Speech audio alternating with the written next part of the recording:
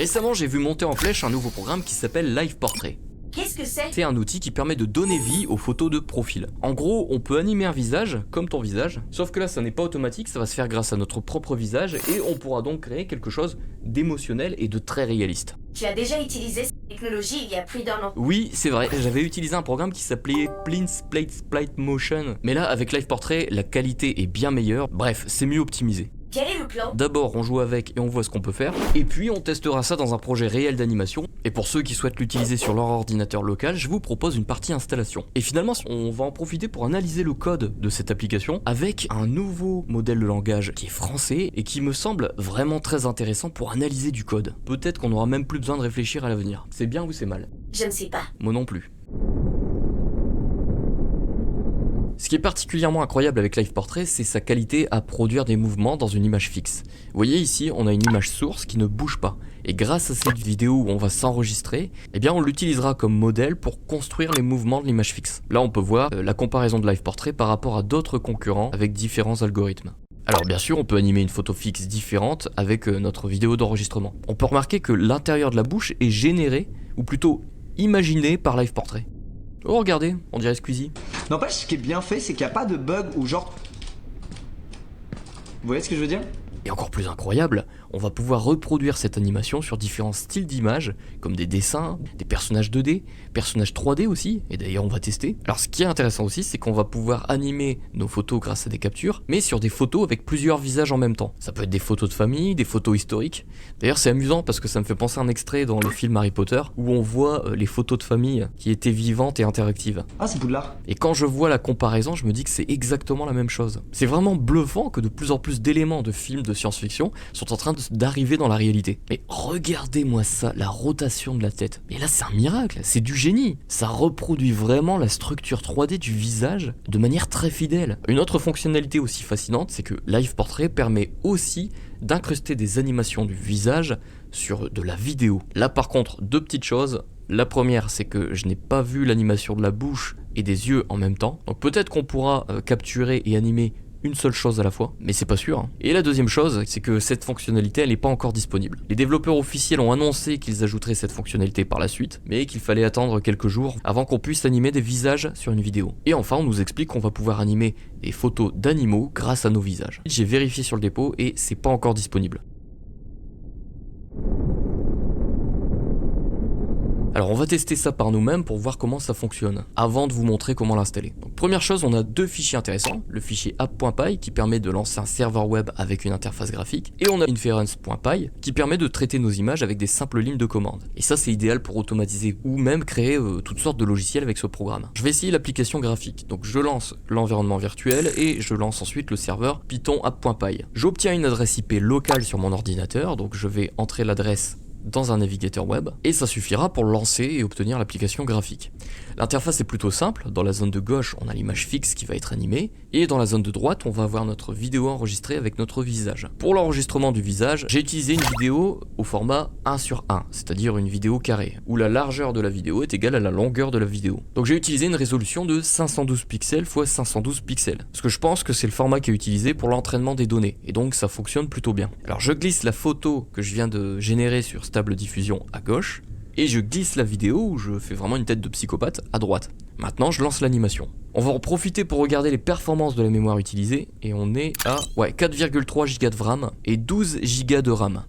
Voilà, c'est terminé, donc le temps de rendu avec une RTX 3060, il faut compter 4 fois le temps de la vidéo. Donc si vous avez une vidéo de 10 secondes, il faudra 40 secondes de rendu. Donc conclusion, pour 10 minutes de vidéo, je pense qu'il faut compter environ 40 minutes de rendu, ce qui est quand même assez important. Alors voyons voir l'animation. Donc, wow, c'est super réaliste. Regardez les expressions du visage. Alors, et en plus j'ai des lunettes et ça semble quand même fonctionner parfaitement. Non, vraiment c'est incroyable. Mais attendez, c'est quoi ça? Mais regardez, c'est encore plus flagrant que l'exemple qu'on a vu. Quand ma tête se tourne très fortement, le visage est reconstruit de manière très fidèle sur le côté. C'est pas la première fois que je vois ça, mais cette fameuse rotation du visage avec une telle fidélité, franchement je commence à me demander si on pourrait pas modéliser des visages en 3D avec cette application. C'est fou, hein, parce que cette rotation de visage, elle m'intrigue encore plus que l'animation elle-même. Ça ouvre vraiment des nouvelles possibilités. Allez, on va voir ce que ça donne avec les deux autres images et après on passe au projet réel. Aïe. Rien de bien méchant, mais c'est ce que je craignais. Apparemment, tout ce qui ne fait pas partie de l'entraînement des visages va poser des problèmes d'animation. Donc si on a une casquette, un casque ou quelque chose qui va recouvrir le visage, ça risque de bouger en même temps et de déformer un peu le visage. Peut-être que ce qui est foulard, tatouage ou des choses comme ça vont peut-être bloquer le traitement. Alors deuxième point à faire attention, j'ai remarqué qu'il faut essayer de ne pas trop bouger les épaules quand on fait des rotations de la tête, parce que ça risque de faire des mouvements de tremblement et ça se reporte sur l'animation du personnage. Ah oui, aussi le problème, j'ai dû me raser parce que si vous avez une barbe trop imposante, ça passe pas du tout. Les expressions sont pas prises en compte, y a rien qui fonctionne.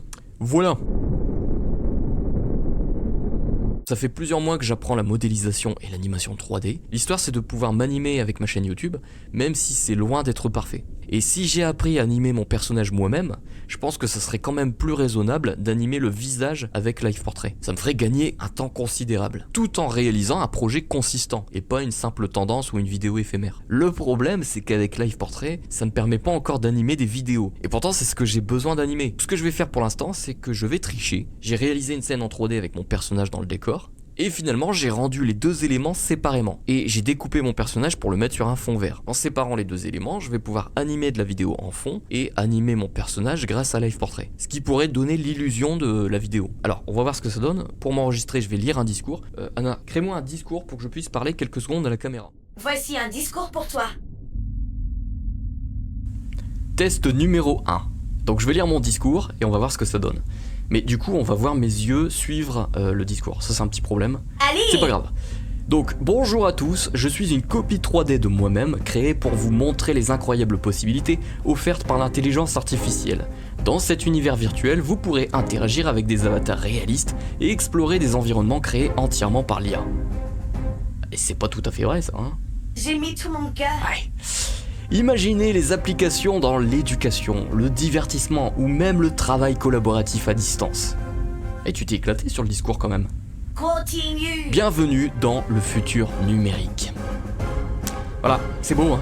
J'ai adoré. Bon, le problème c'est que j'ai lu un discours, ce qui fait que les yeux ont tourné légèrement vers la gauche pendant que je lisais, et ça a certainement dû déformer un peu le visage. Je pense qu'il faut regarder bien au centre de la caméra quand on s'enregistre. Et puis j'ai remarqué aussi, il y avait une certaine perte de qualité entre l'image d'origine et l'image traitée. Donc à mon avis, on devrait passer ça par un autre programme comme l'amélioration du rendu ou un upscaling pour avoir un résultat encore plus décent. Finalement, même si le résultat est plutôt pas mal, ça commence à manger beaucoup de temps de traitement. Donc si on utilise en plus de l'upscaling, pour une machine modeste, une vidéo de 10 minutes pourrait demander entre 1 heure et 1h30 de traitement. Mais l'avantage principal, c'est que ça reste gratuit et illimité, parce que c'est sur notre machine et c'est pas un service en ligne.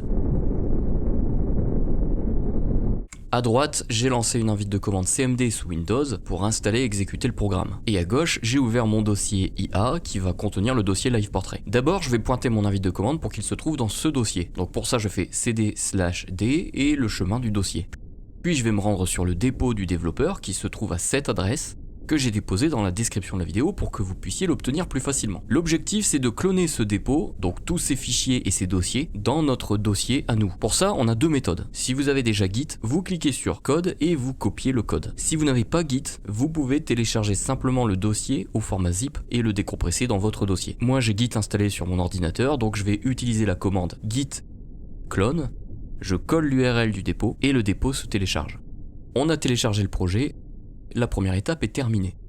La deuxième étape, ça consiste à télécharger toutes les librairies essentielles pour le fonctionnement du projet. Donc prévoyez au moins 7 Go d'espace. Et ensuite, on va tout installer dans un dossier précis, ici même. Donc pour ça, on va créer un environnement virtuel à l'aide de Python. Alors si on regarde la documentation, on nous dit qu'on aura besoin de Python 3.9. Mais j'ai testé avec Python 3.10 et ça fonctionne. Donc avec ces versions, ça devrait fonctionner. On n'oublie pas de pointer vers le nouveau répertoire actuel, donc on lance la commande cd Live Portrait, puis je vais créer mon environnement virtuel avec la commande python-m venv et venv pour le nom du dossier de l'environnement virtuel. Ensuite, j'active cet environnement virtuel en exécutant un petit script dans le dossier. Je lance la commande venv /script /activate.bat.